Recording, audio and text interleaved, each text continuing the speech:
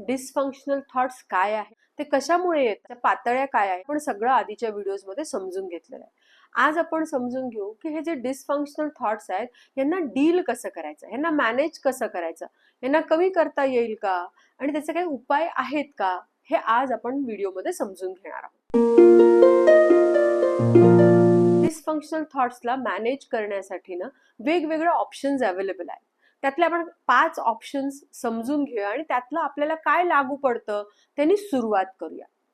सगळ्यात पहिले ज्यावेळेला आपल्या लक्षात येते की आपला हा डिसफंक्शनल थॉट्सचा पॅटर्न आहे, हे लक्षात आलं आपल्या की हा पॅटर्न आपला होतोय बरं का, आपण खूप जास्त माइंड रिडिंग करतोय, आपण खूप जास्त ऑटोमॅटिक थॉट्स आपले येत आहेत, तर त्यावेळेला आपल्याला पॉज घ्यायचा आहे, आपल्याला थांबायचं आहे की हो असं होतंय खरं, आणि त्याला आपण क्वेश्चनिंग करूया. काय की हे इंट्युशन आहे का माझं, काही फॅक्ट्स आहेत.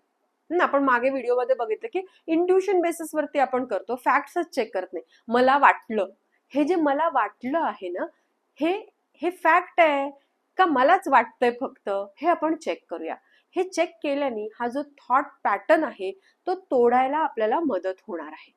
दुसरं मला जे करायचं आहे ते म्हणजे एकदा मला कळालं पॅटर्न आहे, मग मला अल्टरनेटिव्स काय आहेत त्याला त्याला त्याला एक्सप्लेन करण्यासाठी अजून काय वेगवेगळे पर्याय असू शकतात.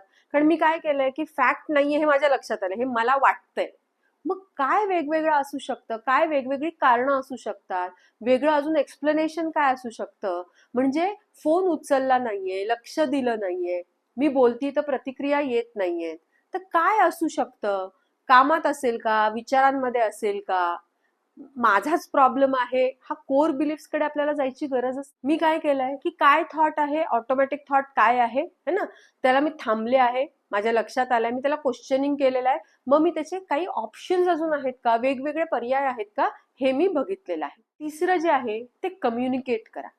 मला जे वाटलं आहे ते तेच आहे का, माझ्या जेव्हा लक्षात येते ते फॅक्ट नाही आणि अल्टरनेटिव्ह आहे, माझंच ठरवण्यापेक्षा मला असं वाटलं की तुला असं वाटलं असेल, असं आपणच करून घेण्यापेक्षा आपण विचारूयात की असं काही आहे का, लक्ष नाहीये का, इंटरेस्ट नाहीये का, आपण विचारूया ना. हे विचारल्याने काय होईल, आपण जो काही गृहीत धरतो आहे तो तो गृहीत धरण्याचा जो आपला पॅटर्न आहे तो तिथे आपल्याला ब्रेक करता येणार आहे. चौथं, आता थोडंसं आपण डीपर लेवलवरती जाऊया. आपलं कोर बिलीफ्स काय आहेत ते थोडेसे आपण चेक करूया.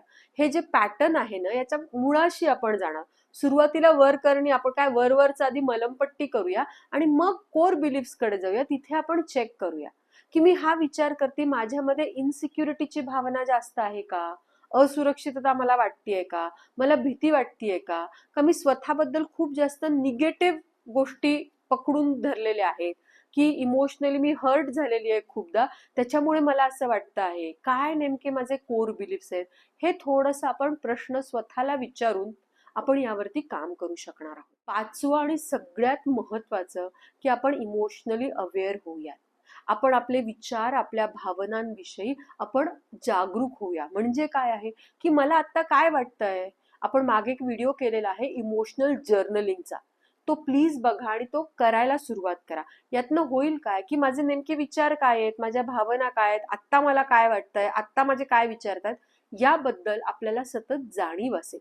आणि जेव्हा आपल्याला गोष्टींची जाणीव असते त्यावेळेला त्याच्यात सुधारणा करणं, त्याच्यामध्ये सुधारणा करणं, त्याच्यात बदल करणं हे आपल्याला अधिक सोपं जातं, अधिक करता येण्यासारखं असतं.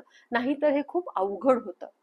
असे जे आपले डिसफंक्शनल थॉट्स आहेत त्याच्यावरती आपण काम करूया आणि स्वतः सोबतचं नातं आधी सुदृढ करूया, मग आपोआपच बाकीची नाते देखील आपली सुदृढ होणार आहेत. पण हे सगळे उपाय करत असाल तर मला नक्की कमेंटमध्ये सांगा आणि व्हिडिओ आवडला असेल तर एका व्यक्तीसोबत का होईना नक्की शेअर करा. आपण हा व्हिडिओ शेवटपर्यंत बघितला त्याबद्दल खूप खूप धन्यवाद.